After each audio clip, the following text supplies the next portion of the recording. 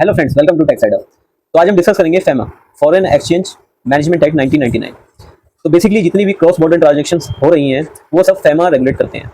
तो cross border transaction में आप फॉर एग्जांपल अगर मैं इंपोर्ट कर रहा हूँ यूएस से इंडिया में या इंडिया से एक्सपोर्ट कर रहा हूँ यूएस में, तो वो मेरा फेमा के थ्रू रेगुलेट होगा। फेमा एम्पावर करती है आरबीआई को और सेंट्रल गवर्नमेंट को रेगुलेट करने के लिए फॉरेन ट्रांजैक्शंस को। अब हम समझ लेते हैं कि फॉरेन ट्रांजैक्शंस में कौन कौन सी ट्रांजैक्शंस कैसे कैटेगराइज हुई हैं। तो सबसे पहले डिस्कस करते हैं कैपिटल ट्रांजैक्शंस। कैपिटल ट्रांजैक्शंस में आपकी एफडीआई आती है, फॉरेन डायरेक्ट इन्वेस्टमेंट। अगर कोई नॉन रेजिडेंट या एनआरआई इंडिया में इन्वेस्ट कर रहे हैं एफडीआई की रूट के थ्रू, तो वो ट्रांजैक्शन कैपिटल ट्रांजैक्शन में कंसिडर होगी। उसके केस में आरबीआई के अंदर हमें फॉर्म्स फाइल करने होते हैं, FC, GPR, FC, TRS through RBI portal firms. दूसरी होती है ओडीआई। अगर इंडिया से कोई इन्वेस्ट कर रहे हैं फॉरेन में लाइक दुबई और यूएस, तो उस केस में वो ओडीआई रूट सेलेक्ट करते हैं जो भी कैपिटल ट्रांजैक्शंस में कवर होते हैं। इसके अलावा ईसीबी है, एक्सटर्नल कमर्शियल बोरोइंग।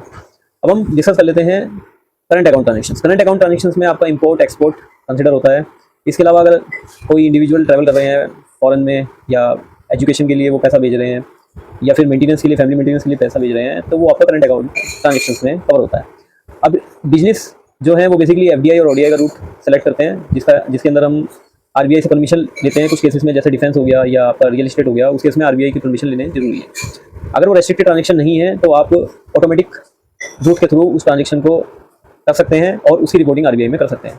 अगर वो रेस्ट्रिक्टेड रूट है तो उस केस में पहले आपको आरबीआई की अप्रूवल लेनी होगी, उसी के बाद वो ट्रांजैक्शन आप कर सकते हैं।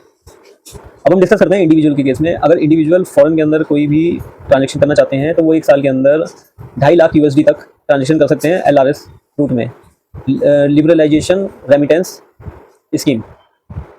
ये बड़ा सिंपल रूट है और मोस्टली जितने भी इंडिविजुअल्स हैं वो एलआरएस रूट के थ्रू ही इस समय इंडिया से फॉरेन में इन्वेस्टमेंट कर रहे हैं। अब हम समझ लेते हैं पेनल्टीज़ के बारे में। अगर कोई भी फेमा की वायलेशन होती है तो उस केस में आरबीआई और एनफोर्समेंट डायरेक्टर ईडी इन्वॉल्व हो जाते हैं। उस केस में आपको जितनी भी सम इन्वॉल्व है कंट्रोवर्सी में, उसका 3x या 2 lakh whichever is higher आपको मॉनेटरी टर्म में पेनलाइज किया जा सकता है।